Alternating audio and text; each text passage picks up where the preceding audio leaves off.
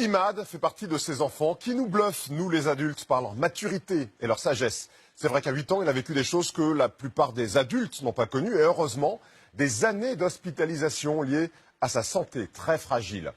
Alors aujourd'hui, Imad va beaucoup mieux, mais jamais au cours de ces années de souffrance et d'incertitude, il n'a paru douter ou renoncer au bonheur. Ce petit est un concentré d'intelligence, de vivacité et d'optimisme. Écoutez ce portrait de la semaine, un vrai bonheur, par Thierry de Mézières et Léo Monnet. Imad était en phase terminale en Algérie lorsque le ministère de la Santé de son pays décide de financer son hospitalisation en France pour le sauver. Grâce à une page Facebook et un incroyable mouvement de solidarité, le père d'Imad va recueillir plus de 150 000 € pour poursuivre les soins de son fils. Durant 2 ans, ce petit bonhomme a été filmé avec d'autres bouts de chou dans les couloirs et les chambres de l'hôpital Robert Debré. On pourrait imaginer la maladie racontée à hauteur d'enfant triste et tragique. Au contraire, c'est drôle, jamais dramatique et rempli d'espoir. Imad nous donne une belle leçon de sagesse, d'optimisme et de courage aussi. Raconte-moi ce qui t'est arrivé. Au tout début, je buvais beaucoup d'eau, beaucoup. Et j'avais le cœur à droite. Parce que tu as une maladie, tu as les organes inversés, c'est ça? Bien sûr, oui, c'est ça. Et j'avais la myopie. Là? Myopie. Ah, la myopie, ça c'est pas grave. Il y a plein de gens qui sont myopes, hein. Ça c'est pas grave. Et tu as dû partir en urgence d'Algérie?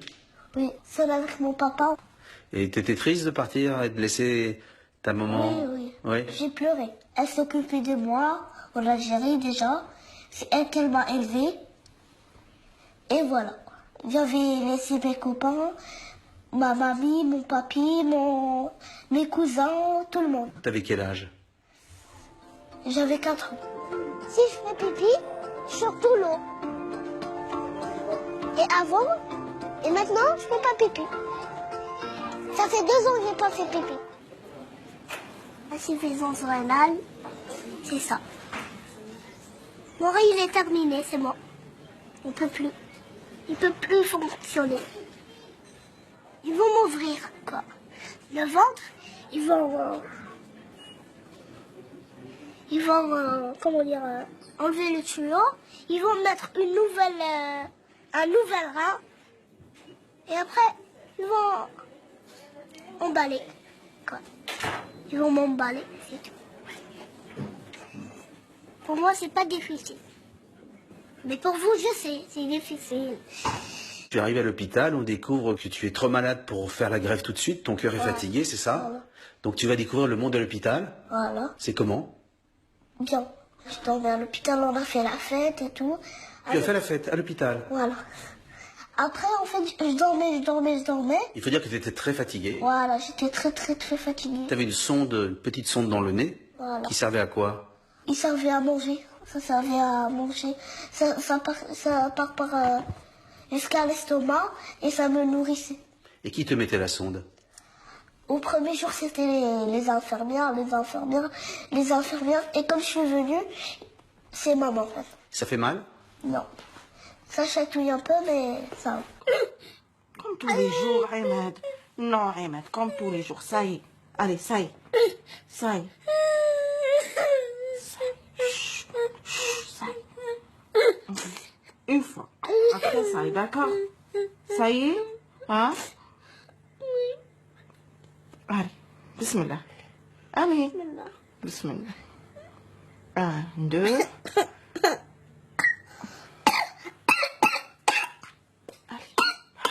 C'est bon. C'est bon. Oui. Bravo. Allez, bravo, c'est bon. Aïe, maman. Ah, maman, ça y est. T'as mis du sel? Oui. C'est beaucoup salé. Et alors que tu étais déjà très malade, tu as fait aussi très vite un AVC à l'hôpital. Oui, en fait, au début, j'étais en chaise roulante. Je pouvais même pas marcher et tout, et ça va bien. Mais juste, j'arrive pas à écrire avec cette main, j'écris avec cette main. Tu écris avec la main gauche? Voilà. Et quand on a son cœur à droite, lorsqu'on fait un AVC, lorsqu'on a un problème de rein, lorsqu'on a un petit problème de cœur, lorsqu'on est myope, des fois tu te dis pas c'est un peu beaucoup pour un seul petit garçon? Non, il y en a plusieurs, il n'y a pas que moi. Jamais tu t'es plaint? Non, dans la vie, il faut jamais se plaindre. Et est-ce que tu as eu peur de pas guérir? Non. Je croyais en Dieu et voilà. Et tu demandes quoi à Dieu? Je lui demande d'être un enfant normal, de boire de l'eau, d'aller faire mes besoins et de guérir et quelqu'un me donnera. Et que quelqu'un te donne un... Voilà. Et je serai guérie et voilà, je suis là. Raconte-moi un peu cette vie à l'hôpital d'enfants malades. Il y avait plusieurs cas de malades. Il y avait le cancer, il y avait la dialyse, où il y avait plein de gens qui faisaient la dialyse comme moi. Et il y avait bien sûr des cas plus difficiles que moi. Et toi, tu as toujours été très heureux, très joyeux. Voilà, c'est ma nature. En fait, moi, je suis spécial, C'est-à-dire, je suis joyeux et tout. Parfois, des autres, ils sont moins rassurés que moi. quel conseil tu peux donner, toi, à tous les enfants malades? Le conseil d'être solidaire, comme moi et mes parents. Mais parfois, vous pouvez pleurer parce que ça fait du bien, parfois, de pleurer. Parce que je comprends tous les trucs. Tu sais que ça peut être grave. Tu sais que ça peut mal se terminer. Je sais, bien sûr. Il y a eu plein de trucs comme ça, ils sont morts. Ils sont morts. Voilà, Est-ce que quand on a ton âge, on a quelquefois peur de mourir? quelquefois. En fait, ma maladie, elle a une solution. Mais presque, peut-être dans les autres, il n'y a pas de solution. Et on peut mourir comme il n'y a pas de solution. Tu as senti que tes parents étaient inquiets? Oui, bien sûr. Qu'est-ce que tu leur disais? Je leur disais, c'est pas grave, maman, c'est pas grave. Après, elle me disait, si, c'est grave, si, c'est grave. Moi, je lui disais, c'est pas grave, moi, je vais guérir un jour. Et elle me disait, d'accord, je vais arrêter de pleurer. Et c'est moi qui l'ai raisonné. C'est toi qui raisonnais. Voilà, Normalement, c'est les parents qui raisonnent les enfants. voilà. Moi, c'est l'inverse. Tu pourras aller à la plage, te baigner, la piscine, boire de l'eau. Tu pourras faire plein de choses, comme tout le monde. On n'ira pas à l'hôpital. Je vais pas vous fatiguer, comme ça. On n'est pas fatigué, c'est un devoir. Ouais, c'est un devoir, mais ça fatigue. Vous êtes habitués, c'est bon. Ouais. C'est obligé, hein. Ouais. Qu'est-ce qui est le plus difficile lorsqu'on est malade? D'être tout le temps branché à la machine, de dialyse, je peux pas circuler.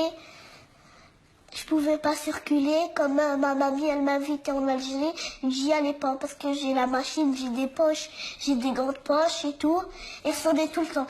Quand je tourne de l'autre côté, elle sonne. Quand je tourne de l'autre côté, elle sonne. Ça veut dire que je dois rester comme ça. Et j'avais comme des crampes au ventre Et et lorsque tu as mal, tu te disais quoi lorsque tu avais mal? je pleurais parfois, et parfois je me disais c'est pas grave. On va s'organiser pour toi pour pouvoir te faire une greffe de rein. Quand tu auras une greffe de rein, tu n'auras plus besoin de dialyse. Oui. Donc ce serait bien. Et donc les soucis qu'on avait, c'était ton cœur. On voulait bien vérifier parce qu'il était, il marchait pas tout à fait bien. Il marchait pas. Enfin, il marchait un peu. Hein. Donc on n'est pas encore complètement prêt, hein, t'as compris. Hein. Encore un peu de dialyse. Hein. Je comprends. D'accord. Ça te fait mal un petit peu quand tu... Non, non. Non. Parce que là, il a le ventre bien plein quand même. C'était bon. Et un jour, on t'a expliqué que ton papa était compatible, c'est ça? Voilà. Il a fait plein d'analyses et tout. Et il m'a donné un rein. Que tu as maintenant aujourd'hui? Oui. En fait, papa, il n'était pas obligé de me donner un rein. Mais c'est lui qui s'est consacré à me donner son rein. Et je le remercie. Tu l'as remercié? Ouais. Et je lui ai fait un bouquet de fleurs et une carte. Tu es un peu plus mûr que les garçons de ton âge. J'ai l'impression que cette épreuve t'a fait grandir un peu. Ouais. Parfois, je me dis, c'est moi l'enfant normal.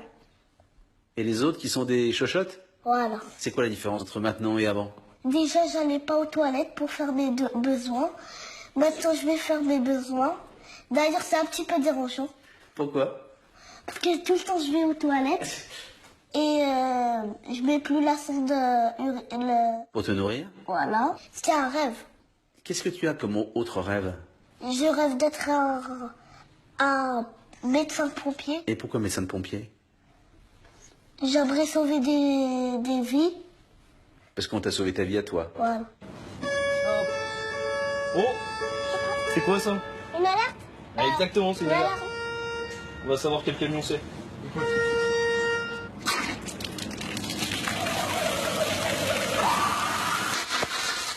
C'était bien. Et qu'est-ce que tu peux dire à tous ceux qui se plaignent tout le temps, toi qui te plains jamais? Il faut pas se plaindre dans la vie. Il y a toujours une solution. Bien sûr que j'étais malade. Ça, je sais. Mais je suis courageux. Voilà, c'est ça. Le courage, c'est avant tout. Tout peut s'arranger. Voilà, tout peut s'arranger. Je suis extrêmement d'accord avec toi. Bah oui, il a souvent raison Thierry, et c'est pour ça qu'on le garde. Le documentaire Hélène Mistral gagnant, qui raconte l'histoire d'Imad et celle d'autres enfants malades, sortira au cinéma le 1er février.